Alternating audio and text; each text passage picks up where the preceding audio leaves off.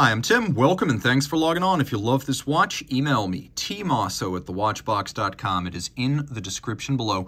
Your purchase and pricing email question line for buying this or any watch you see on any of our platforms. Please reach out to me directly. Email tmosso@thewatchbox.com for pricing. Today, we discuss an under-recognized and underrated gem from the mid-90s, launched in 1996 and made through at least 1999, though discontinued around the turn of the century.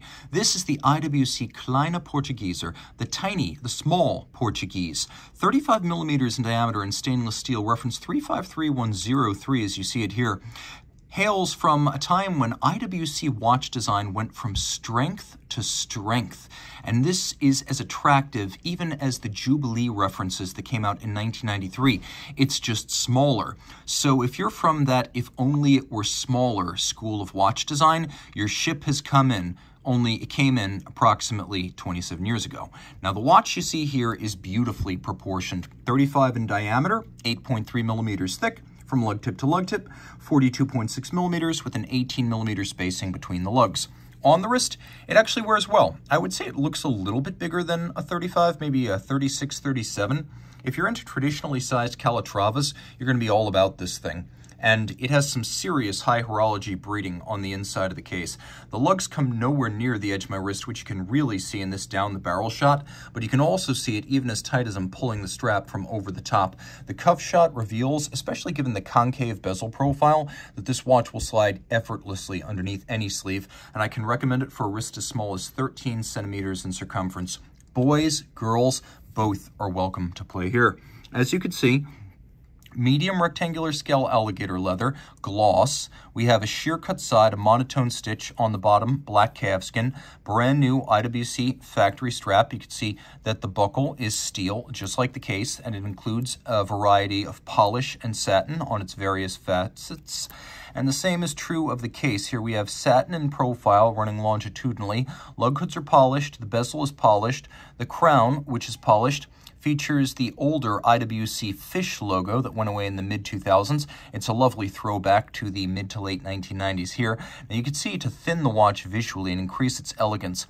It has a very small vertical lip to the bezel, which gives way to a sloped concave profile that runs circumferentially. There's also a lovely trick often played by watch designers, whereby the lugs are allowed to actually ride up the side of the bezel, so the lugs can have a nice broad tall arc without being cropped by the bezel, and the bezel also doesn't thicken the watch by sitting on top of the lugs. So you extend the lugs and let them ride up the side and down the flanks of the bezel, just like this. On the dial, we have a silver opaline or matte finish.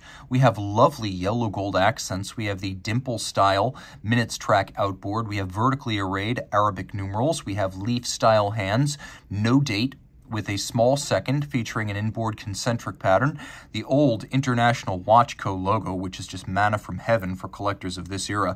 And what's nice here is that really it looks exactly like the 1939 reference 325, the original Portuguese. There's no notation that it's automatic winding. There's no date to muck it up. It's very traditional, and if I may, I think this is one of the best uses of two-tone on a modern watch. Gold accents inside the watch, all steel on the outside. Now, perhaps surprisingly, you'll find it does feature a hacking seconds function, and that's because on the inside, it's a Jaeger-LeCoultre caliber 891. This was back when IWC, Lange, and JLC were owned by the same German company. Now, the company owned 60%. Audemars Piguet also owned 40% of JLC at the time, but a division of instrument maker VDO owned IWC, Lange, and JLC in majority. Now here we have the 891, which is based on the 899, albeit a little bit more modern and without a date.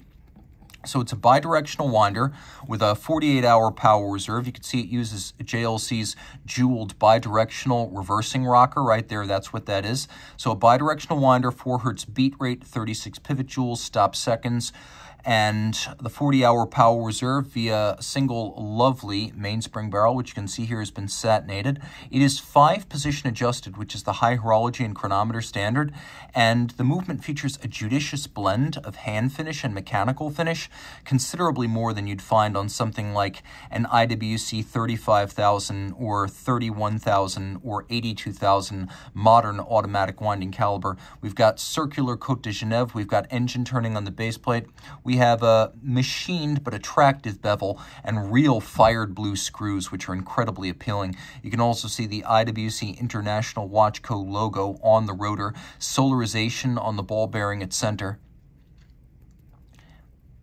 It's just attractive in every regard and nicely sized for the case, protected down to 30 meters, a real high horology movement that can and has been adjusted to chronometer specifications in other watches. Here, it serves as an upscale heartbeat for one of the most attractive dress watches from any brand in the 1990s. A rarity. Reach out to Team Mosso at thewatchbox.com for purchase and pricing details.